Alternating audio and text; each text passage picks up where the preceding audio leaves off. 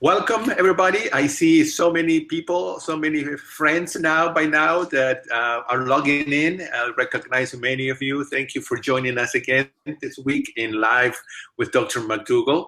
And I'm Gustavo Tolosa, the webinar host. And today, this week, I find myself in Argentina, and through the magic of the internet, we are connected from all the way down here to Santa Rosa, California, to all over the world. We see people really from all over. Thank you for joining us. Today I've asked Dr. McDougall, and he has graciously accepted to do a little bit of a master class on the Starch Solution, or a whole diet, because we all need a reminder every now and then, and we have new people that log in all the time, and we're bombarded with conflicting information. So it's good to hear from the mouth of the one and only Dr. McDougall what Starch Solution is about. Dr. McDougall, how are you doing in California today, in Santa Rosa? Good. We missed seeing some people.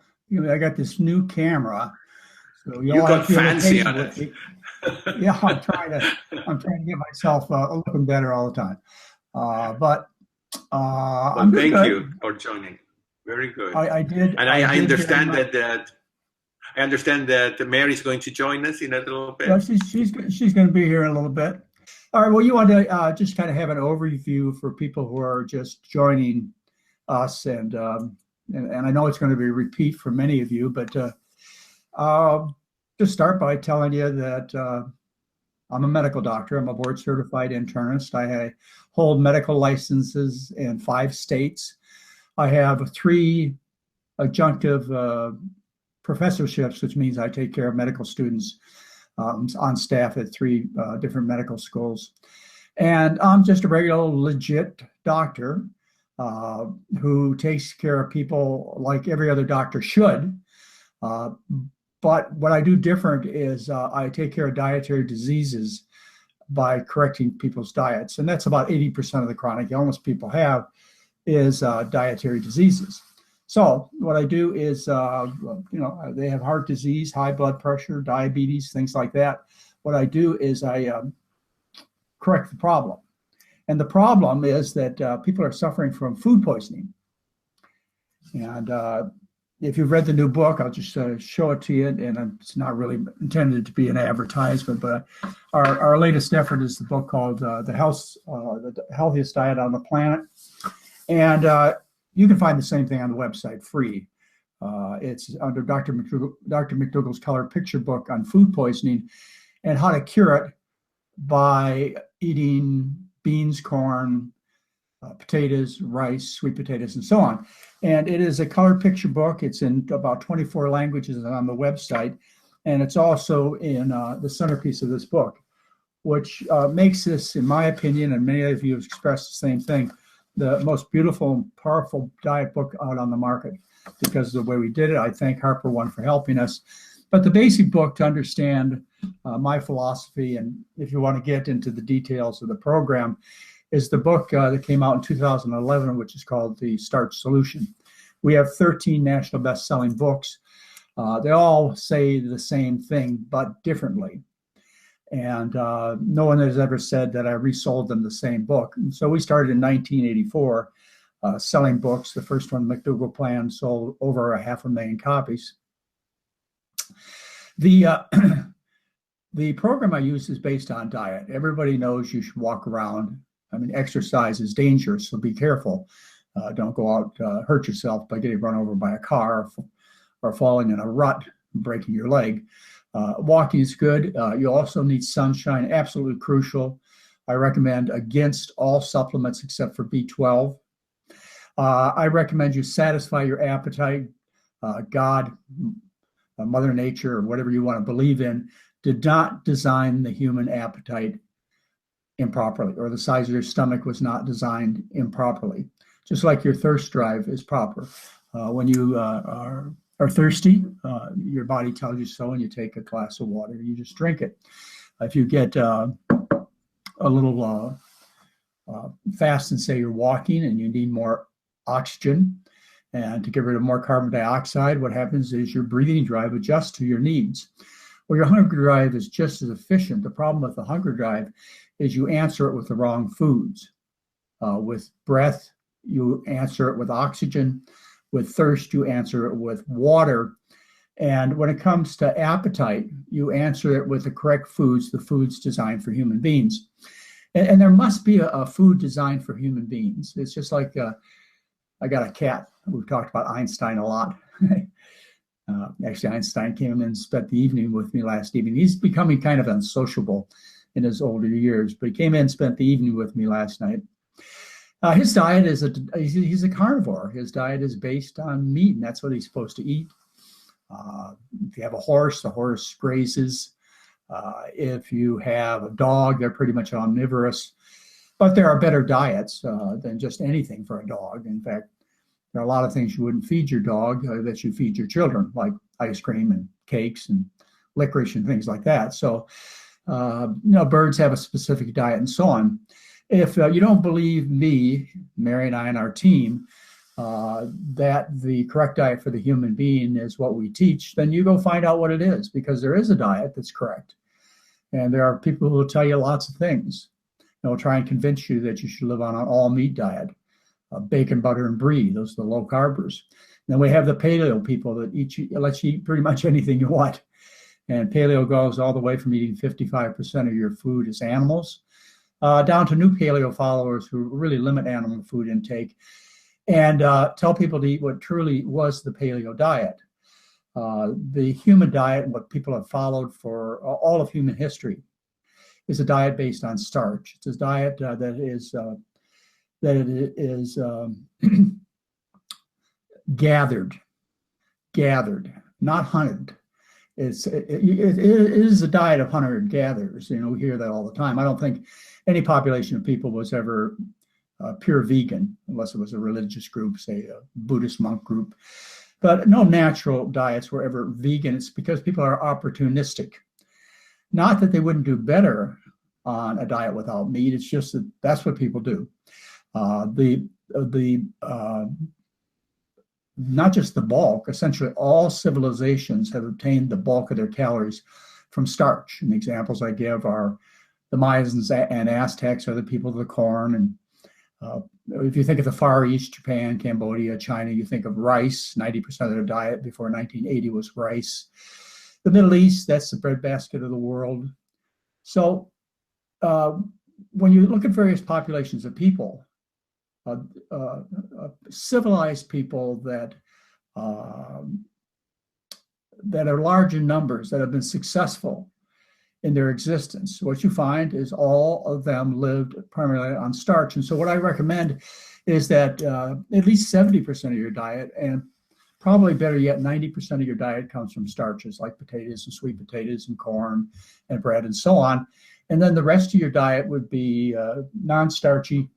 There's Mary. Nice non-starchy green and yellow vegetables. Maybe you sit it down there. Non-starchy green and yellow vegetables like kale and broccoli and so on, and some fruits. And yeah, you'll get away with eating some eggs and some candy bars. And I'll get you in the frame here. I got my new camera. I can move my head over. There you go. Hi, everybody. I'll show you what I can do. So that's the diet. The human being is strong. It'll live on 2 packs of cigarettes a day, a half a bottle of whiskey a day, and it will live on hot dogs and hamburgers and things you wouldn't even feed your pets. But if you want to know what I believe is the correct, proper human diet, that is a starch-based diet with the addition of fruits and vegetables. Well, what we're going to do over the next half an hour or so is show you what Mary and I are going to have for dinner tonight. And you want to? Well, we've talked about the Instant Pot before, and this is the pot, the Instant Pot. And what I have in it. And I think I just saw on Amazon that they had a special sale. Well, I think they do for Cyber Week or something. Yeah, they have a special sale, and so they're really inexpensive.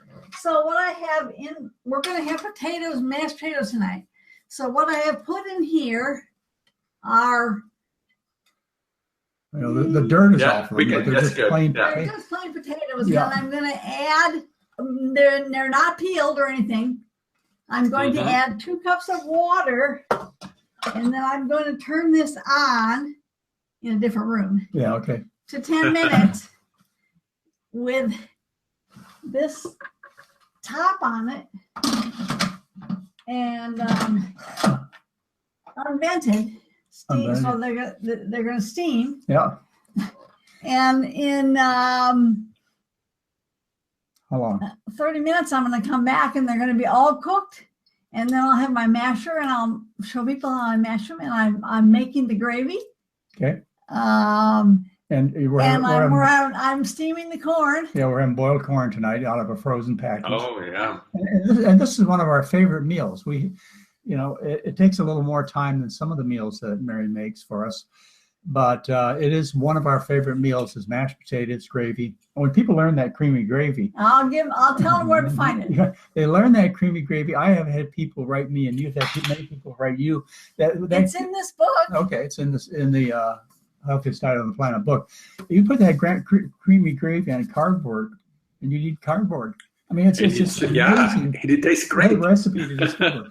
I had someone write me that it saved their Thanksgiving dinner. Yeah.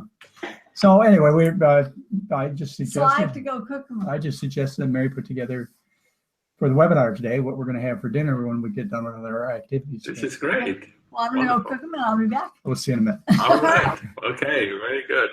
All right. So I think that's pretty close to what I wanted to tell people about the diet I recommend. I've been using it for 40 years to take care of people.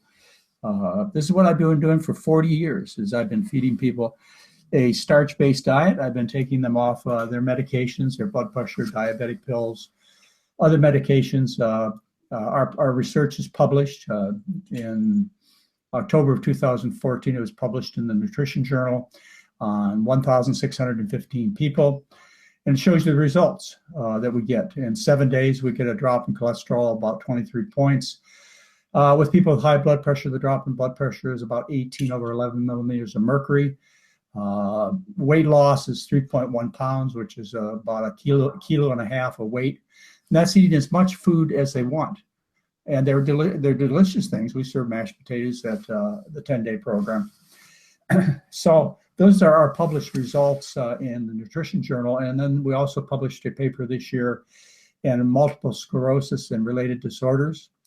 These are free papers to get. They're open access, so you can just look them up, or they're on our website. And these are scientifically published papers reviewed by the best doctors in the fields. Our results have never been criticized. We showed 1-year results. Most impressively, 85% of the people who learned the program from us remained adherent to the diet for a year. 85%. Why? Because it tastes so good. And they got off their blood pressure pills and their diabetic pills, and their bowels are working, their indigestion's gone, and they stop their proton pump inhibitors, and they lose weight in those 7 days. Our average weight loss in a year is 20 pounds in our 1-year follow-up. That's average. And our average drop in cholesterol was 20 points. But these are people who didn't come to see us for weight and cholesterol problems. You'll do at least that good, if not better. So it's a traditional diet. It's what 99.99% of people have consumed on planet Earth. It is the most tasty diet there is. You love potatoes. You love pasta. You love sweet potatoes. You love beans. And for a reason, that's your food. You don't like chicken. Even if I take the feathers off, you wouldn't like chicken. Even if I boiled it, you wouldn't eat the chicken. I've got to cover it up with barbecue sauce or something else for you to eat it. It's the same thing with cows. Even if I took their fur and skin off and gave you a slice of their leg, you wouldn't eat it. And if I boiled it, you wouldn't eat it. The only way you would eat it is I have to heavily salt it or put some steak sauce on it. Now, my cat Einstein, right out there on the porch, Einstein, he loves that. I could give him, meat, and chicken, fish, and so on, and he loves it. So that's his diet. It's not your diet. That's why I don't like those foods. So that's what the McDougall program is. It's a way to regain your lost health and appearance. It's a permanent solution. We use no supplements except for B12, which is a topic I'm not going to get into today. And you walk around and get a little sunshine, and you get your health back. And Our findings as far as getting off medication is nearly 90% of people. This is published in the Nutrition Journal. Nearly 90% of people reduced or eliminated their blood pressure and diabetic pills and most other pills. We do write prescriptions at the clinic. I write prescriptions sometimes for thyroid medications and statins, and rarely for high blood pressure pills. It's just a traditional, regular medical practice, except it's focused on fixing the problem. And the problem's food poisoning. You're dying from food poisoning caused by eating animal foods and vegetable oils. It cuts your food bill by about 60 to 80%. I mean, there's just no reason not to do it. The animals are happy. They're killing 1 billion animals a day to feed people. Planet Earth will have a better chance if you stop eating the American diet. The impact on the environment of beef compared to potatoes is 100-fold different. In fact, in California last week, our Governor Jerry Brown signed a law which is going to affect, and people are already complying, a law that reduces the amount of methane produced by cow farts. And so in the state of California, cattle farmers are going to have to greatly reduce the methane that's produced from cow waste that's put into big ground holes and comes directly out of the cow's intestine. There's a law now that was passed last week in California but better yet, the best thing to do would be to stop eating those things altogether. And then you have your health, you would have health care, the health care that you really want, which I want to talk about in a minute.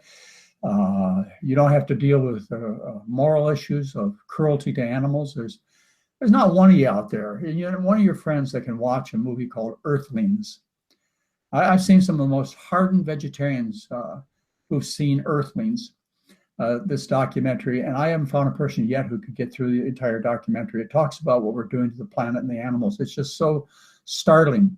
In fact, I'm going to go, I need a haircut. I'm going to my hairdresser in just a few minutes, and she has her car with the back windshield plastered with large letters. It says, "To become a vegan in 4.5 hours, start with Forks Over Knives, next watch Cowspiracy, and then watch Earthlings. And in 4.5 hours, you'll be a strict vegan." Now, there's more to it than being a vegan. Remember, it is starch-based, absolutely crucial, and you do not eat vegetable oils, which are very toxic, like olive oil, corn oil, and so on. Now, I want to say one more thing, Gustavo, and then you can get into some questions. I published a newsletter which came out last night. And when I told my daughter what the title of the newsletter was, she was quite upset. She worries about her dad. She's 42 years old, and she runs the McDougall program. The title of the newsletter article was "The McDougall Program Under Trump Rule." And she was worried that I was going to be derogatory towards our president-elect, say nasty things about him and so on. And when you read the newsletter, you'll find that I did not take that approach for a whole bunch of reasons. I mean, it's going to accomplish nothing, for one thing, to be negative against this man that the electorate of this country put into our presidency. So it would accomplish nothing. So what I wrote in the newsletter is I wrote that there was a Reuters poll out this month, November 2016, which asked what Americans would like Donald Trump to do during the first 100 days of his presidency. And the number one thing listed was to improve health care. Number two was to deal with jobs, and number three was to deal with immigration. So the number one concern of Americans, regardless of your politics, is health care. To me, health care means people want to heal and stay healthy. It doesn't mean they want to go to hospitals and have heart surgery and take a bag full of drugs at whatever price. So Donald Trump has been told by the electorate that the number one concern is health care. And in the newsletter, I tell you about some people who I've known and known about who've been very much involved in healthcare. In other words, healing and staying healthy, and have returned their health. And there are obvious examples that you all know about.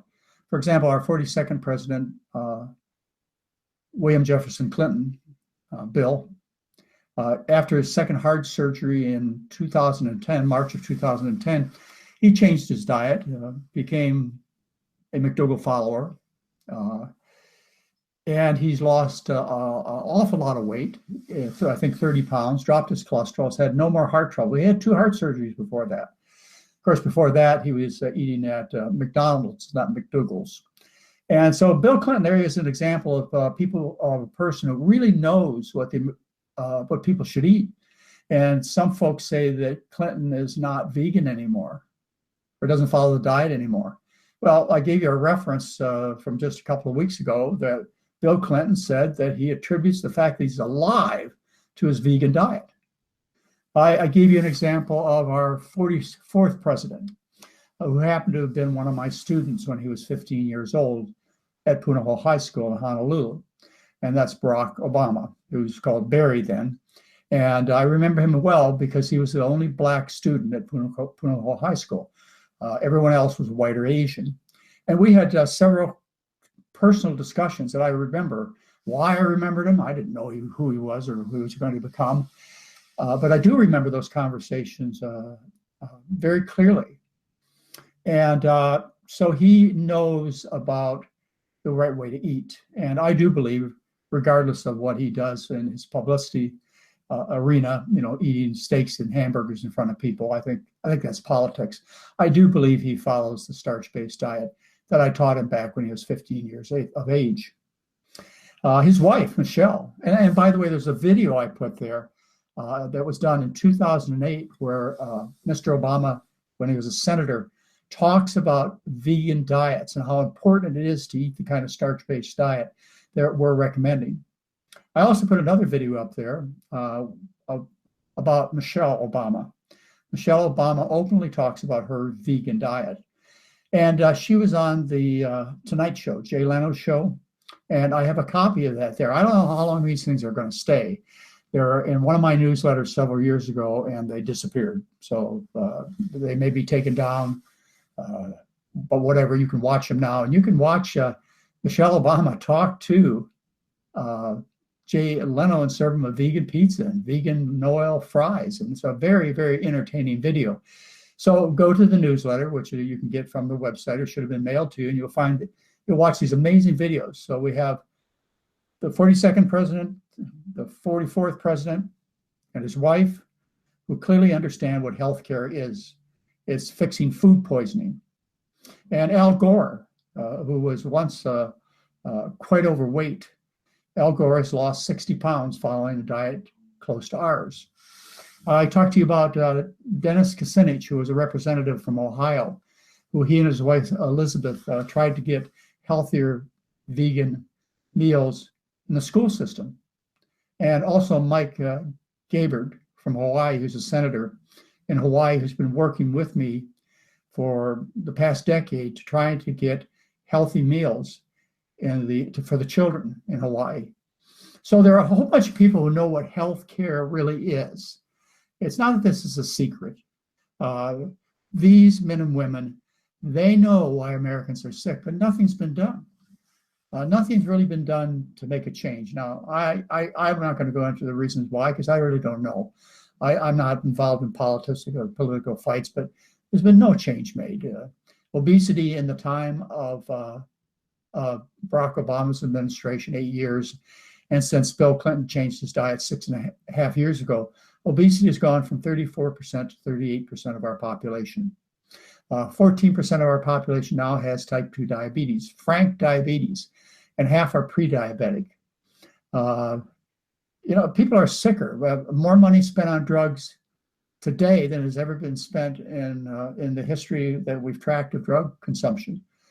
There's more money spent on hospitals and doctor's visits and tests and all kinds of pills and treatments than has ever been spent in all of history. So here we have powerful people who know the truth And they have not been able to get things changed over, let's say, the past 8 years.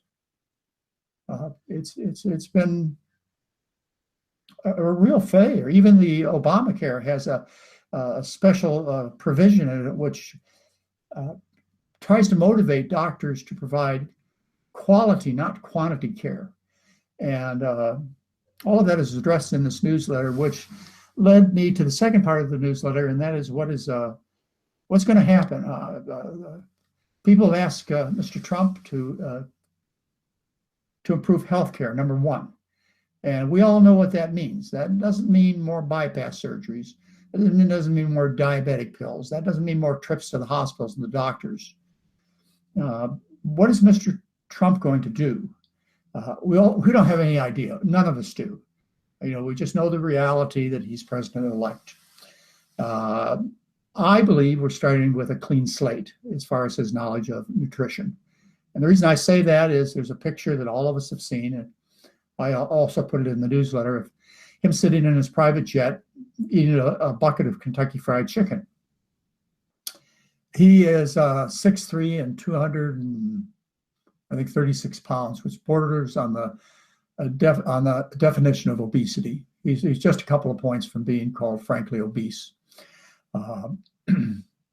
He's on statin drugs, which keeps his cholesterol at a relatively good level, not ideal.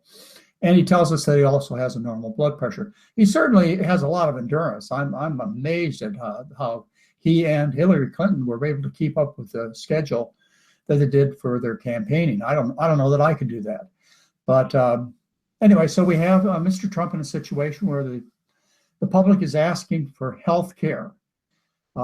If he's truly going to be the president that delivers what the public is asking for, then he's going to learn the things that Mr. Clinton, Mr. Obama, and the other political people and educated people know.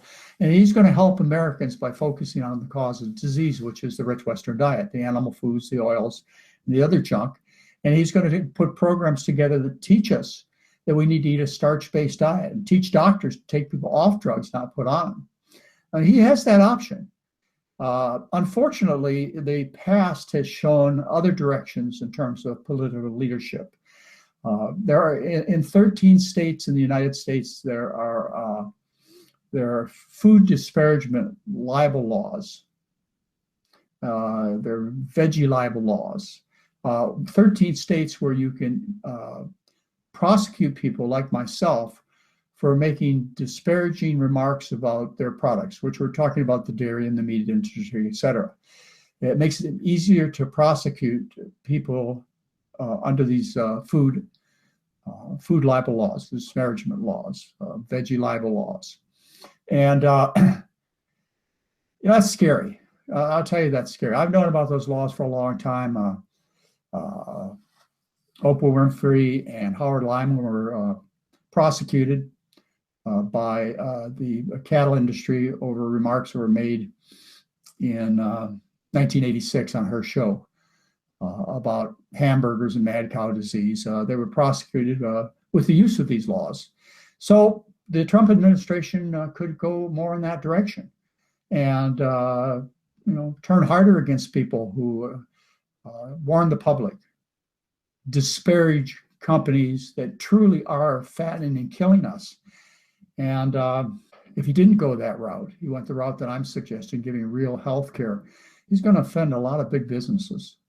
He's going to offend the drug companies, the device companies.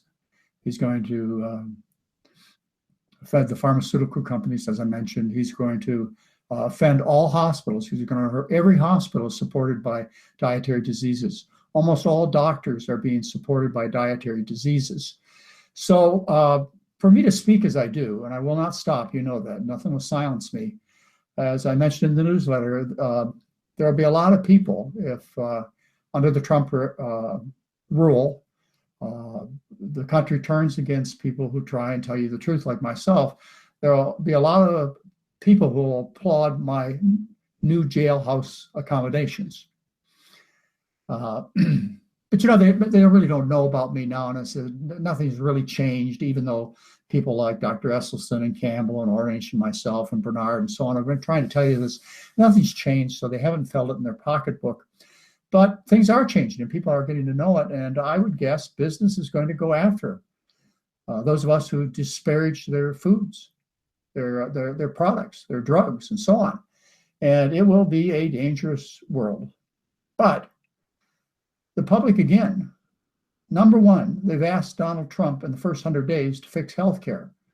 So if he's going to answer his electorate, if he's going to be honest and truthful, and he certainly is unconventional, he's going to look seriously at this approach and give Americans what they really need, which is their health back.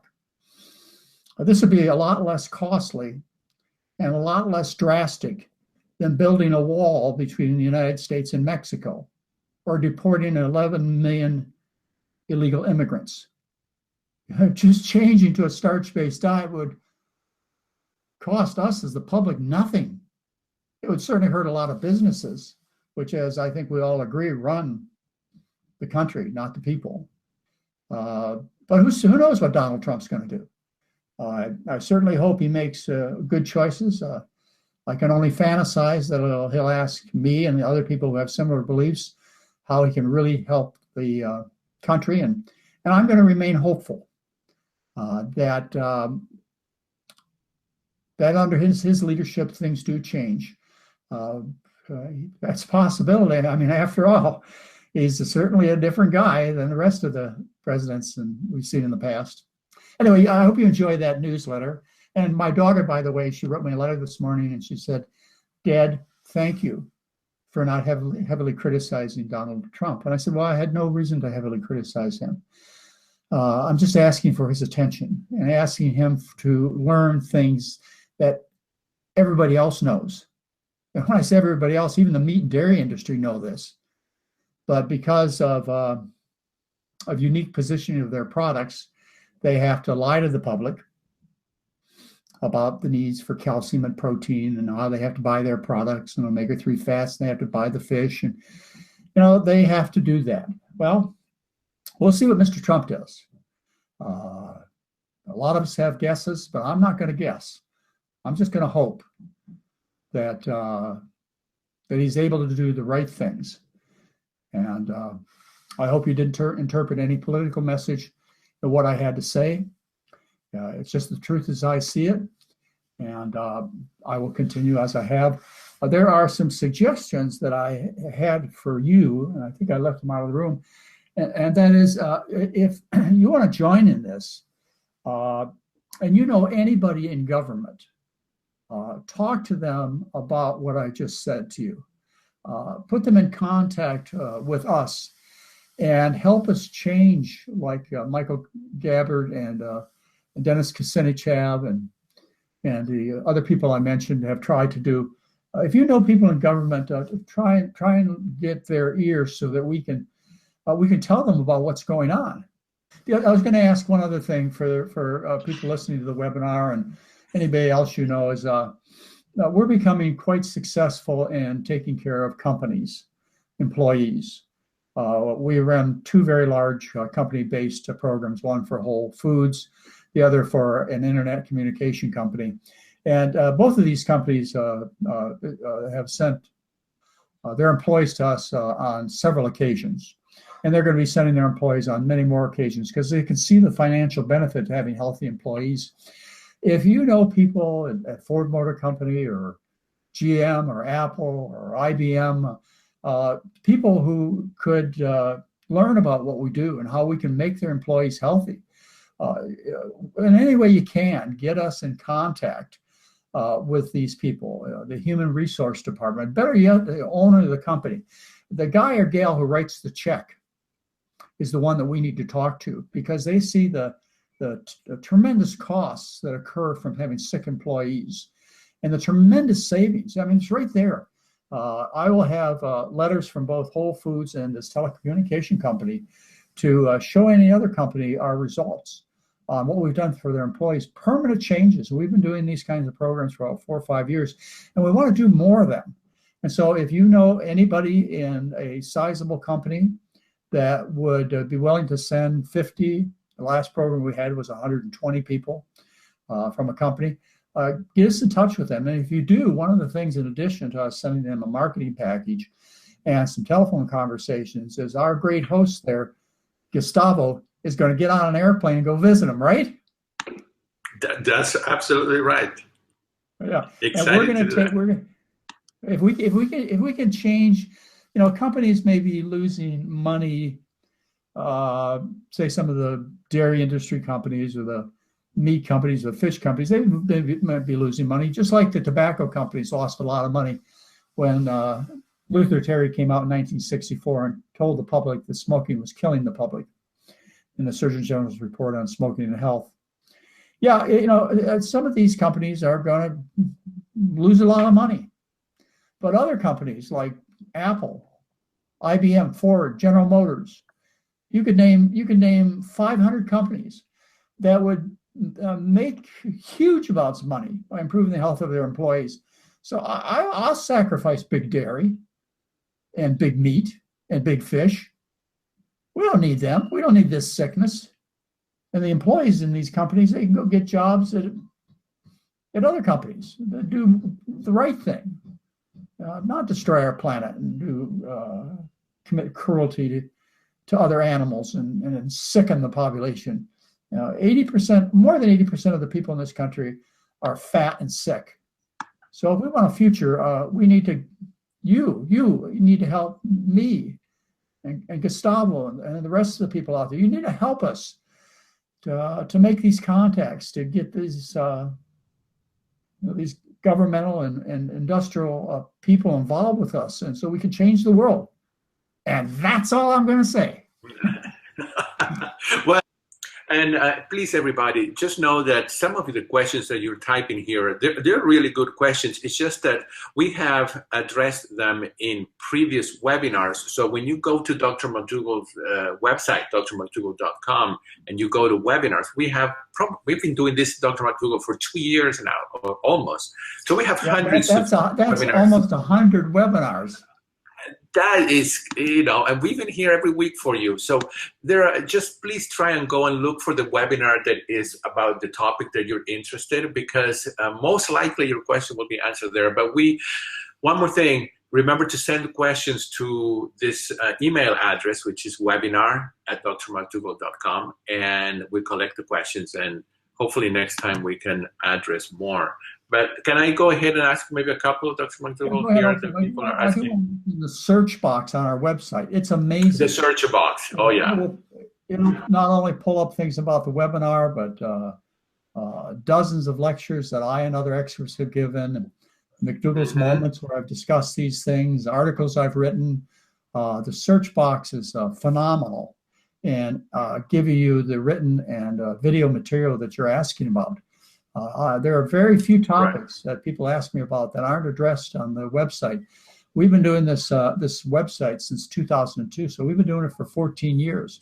I've been putting on a newsletter every month for 14 years. Oh, actually longer than that, since 1968. But it's been on the internet for 14 years. Yes, and they're all archived there, so that's a great source of information. Dr. McDougall, can you just quickly comment on both hypothyroidism and hyperthyroidism, and how does the diet help or not? Well, I don't know what causes hyperthyroidism. I suspect it's an environmental chemical that does that, based on some of the research that I've read. So I can't really address hyperthyroidism, that is excess thyroid, to any degree. I probably could study and learn more about it and give you a better answer. I don't see much hyperthyroidism. It's treated with I-131 radiation and surgery, which removes the thyroid. It's also treated with propylthiouracil, PTU, which when people take that drug, it goes away in about a year, and maybe 40% of people. So you don't have to necessarily have radiation or surgery. There's a medication that I've used for almost 50 years that I've been in medicine, and other doctors use too.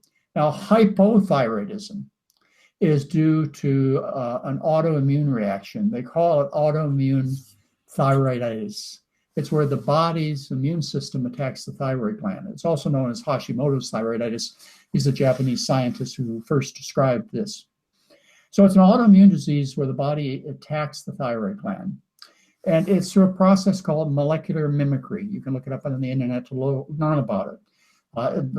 These autoimmune diseases based on molecular mimicry, they cause type 1 diabetes, rheumatoid arthritis, and so on. And we know, for example, type 1 diabetes is caused in many, if not all or most cases, is caused by dairy protein, by beta casein protein.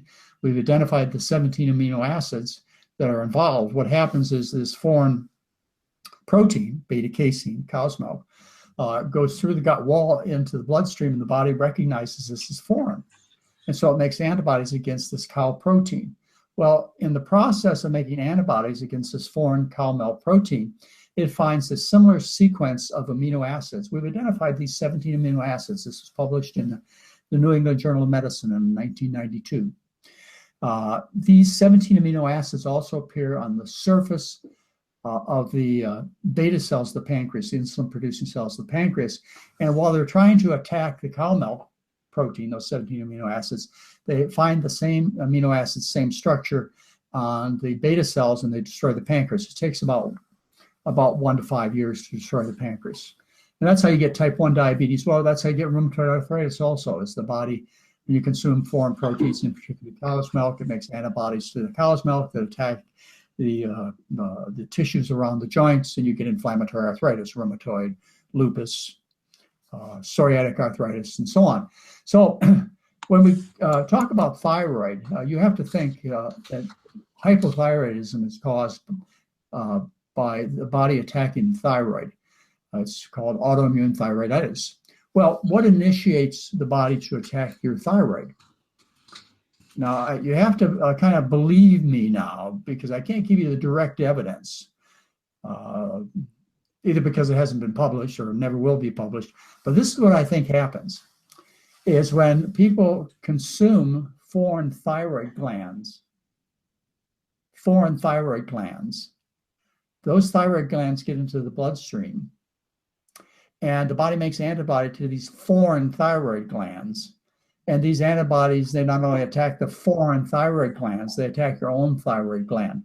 Now, how do we end up eating foreign thyroid glands? It's called hot dogs. It's called sausage. You know, when you go to a slaughterhouse after they strip the layers of muscle off, then what they do with the remainder of the parts, the spleens, the lymph nodes, the lips, the scrotums, the vaginas, the thyroid glands, what they do is they grind them up and they make something called sausage. You know, there's a saying, that if anybody knew what went into the sausage, they'd never eat it. So I think you get hypothyroidism, autoimmune thyroiditis, by consuming foreign thyroid glands in the form of these processed meats. Now, once your thyroid gland is destroyed, just like once your pancreas is destroyed, it's all over. It doesn't grow back. You have to take supplementation. In the case of the thyroid, you take levothyroxine. I don't use animal thyroid. I use synthetic thyroid, like thyroid levothyroxine. And in the case of the pancreas, you take insulin if the destruction is great enough. So that's the dietary connection. And hopefully it'll be enough to help you prevent yourself from developing autoimmune diseases, which are a great number: ulcerative colitis, Crohn's disease, arthritis, multiple sclerosis is another one. Yeah. Right. Dr. McDougall, what about some of the processed foods because you mentioned vegan, and of course a lot of vegans eat a lot of processed foods. What kind of processed foods do you allow in your program, if any? Well, processing goes at various levels, and the less processing, the better. But even cooking is processing food. Right. Yeah. Right. Unfortunately, there are very few starches you can eat uncooked. You can't eat brown rice uncooked. It's tough to eat or potato uncooked. So the human diet is not only a starch-based diet, it's a cooked food diet, but that is processing. The next step in processing would be grinding the food, as they used to take corn and with a pestle mortar, they would grind up the corn into a flour. And, you know, that's pretty good stuff, is corn flour. And likewise, the whole grain wheat flour is good stuff, makes great bread. And we think that's good to eat, and pasta. As you further do the alteration of the food, cooking and then grinding, and then extracting some of the nutrients like the fiber out of the bread, as you continue to do that, it becomes less of a healthy natural food. But we do use foods processed to that point. We use tofu as a condiment, and but that's pretty much the best thing is that, you know, people talk about a whole food plant-based diet. Well, I don't call it a whole food plant-based diet because that could be kale and broccoli. I call it a starch-based diet, but it is whole food. Right. And the more whole food, the better. So in answer to your question, just to get to the bottom line, the body tolerates white rice. I mean, after all, a few years ago, there were 2 billion Asians living on white rice. People living on white rice, 90% of the diet is white rice. We almost lost World War II to people living on white rice, and we did lose the Vietnam conflict from people who lived on white rice. So, you know, it's not a deal breaker, processing, but it's not making the food better. And I encourage you to eat things more whole grain. And if that's not your choice, you want to eat white rice rather than brown rice, I think you'll do fine.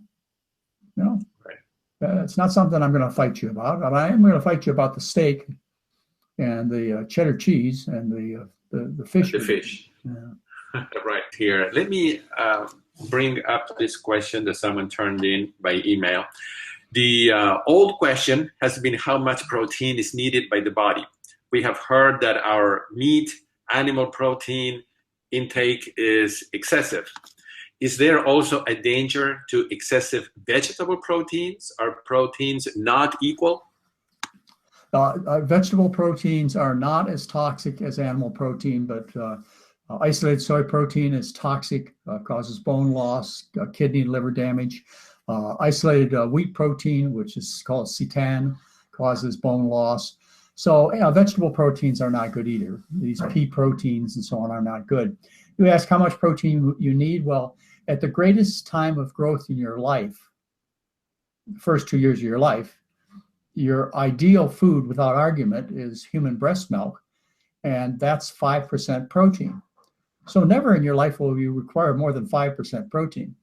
On the Kempner diet, which I've talked to you about, a diet of rice and sugar and fruit juice, on the Kempner diet, because of the level of failure of some of his patients, of their kidneys and heart, the amount of protein in the white rice he served was too much for them to handle. And so he added sugar to cut down on the amount of protein. And so you get calories without the excess protein. The human body probably needs 3% of its diet as protein. It's almost impossible to get a, okay, so. So here they are all cooked. Okay, I need to get you here. Camera, now I'm going to go mash them. Well, you better hurry up or I'm going to be in big trouble there. All right, show them your picture. Let's see if we can get the camera there. There you go. Oh, there it is. Oh, wow. Yes. And I'm going to go mash them with the skins on, and I'll be right back. All right. All right. Very good. This is tonight's dinner, by the way, ladies and gentlemen. This is nothing special we planned for you. But this is what we eat. Mashed potatoes or creamy gravy, some frozen corn. I mean, you got time to do that. And put a little sriracha sauce on it or some of your other favorite sauces, and you can eat it for breakfast, lunch, and dinner. Yes. And, sure. That Instant Pot has saved. Yes, it's wonderful. Yeah, we're gonna buy one for the program. Most of our chefs who teach at the program. By the way, we start a program tomorrow. Well, I should tell you something else. Mary has sold out all the rooms to Kauai except for one. So we've taken the sign up our Kauai trip at the end of January off the website. It's listed as sold out. But if you want to come to Kauai with us, you can call Carol at our 800 number and get on a waiting list, because inevitably somebody has to cancel. Right. And, but right now she's got one room left, and that's probably sold also. Yeah. So, but some people will cancel. We got 2 months before we go. It's an amazing trip, and we got some really nice people to come along with us. Good. So, yes, I anyway, know. I can't wait. To repeat, you're going to find me your government power-related contacts, and you're going to find me your power-related contacts in various industries, so we can start working with people who can help us change the world. Right, because I mean, we do need the people that have influence at different levels.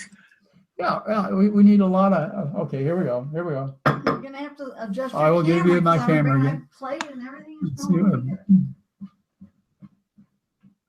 Okay, there you go. You see the corn and the gravy right over here. Oh yeah. You are making all of us too. So it came out of a package, frozen whole corn. All she did was steam it. You can boil it. And this is the creamy gravy, which is, amazing. It is better than any turkey-based gravy I used to eat. And my comparison is the same as other people's as far as that gravy goes. It's just phenomenal. So what we will do at the end of the day is, after we're doing all our jobs and duties today, is we'll sit down in front of the TV, watch what's going on with Mr. Trump in the world. That's and right. We will put together mashed potatoes. Okay, you're going to do it for us. Yeah, well, wasn't that the idea? Go ahead. I know it must smell really. You're a great partner I have. Right, this is how they look. Let's see how it looks. Okay. And you use and you just use the potato. Okay, I see my hand.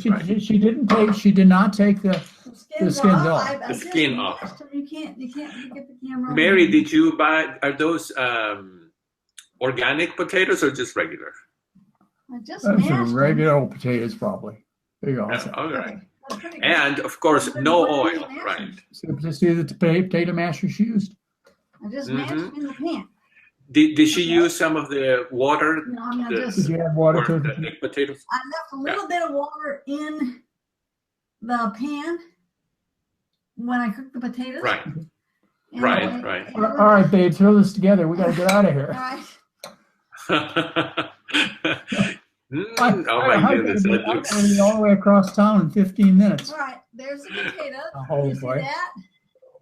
Oh, yeah. I'll eat 2 or 3 my times. favorite. So Oh yeah. And there's the gravy. You didn't bring the sriracha sauce in. Well, That's all right. You have to, what sriracha sauce is. And then just throw corn over it. just throw a little corn over the top. And she'll eat. And that's dinner. And then put. And that's dinner. But see, she'll eat a bowl this size. I'll eat 2 or 3 of these bowls. Two or And the three. nice thing is, the nice thing is even if you overeat, you don't get sick like when you overeat. We'll go to bed sometimes at night after dinner and we'll say, boy, we really ate a lot of food and we really are full, but we're not sick full. Right. You don't feel the pain and the Stuffed. nausea that you do, but you really do feel full. So Right. Anyway, That let's see if is Mary has awesome. any other good words for us. Mary, are you pretty much finished? I'm done. Okay. Well, thank you, All right. Mary, so much. It was a great time together, folks. We'll be together next Thursday. I'll be with you. Actually, next Thursday we have Dr. Lyle, and then the week after, it's going to be back to you, Dr. McDougall. Well, we'll see you. We'll see you in 2 weeks. We'll see you in a couple weeks. Thanks, Gustavo. Thank you, Okay. folks. All right. Bye-bye, everybody. Thank you all. Bye-bye.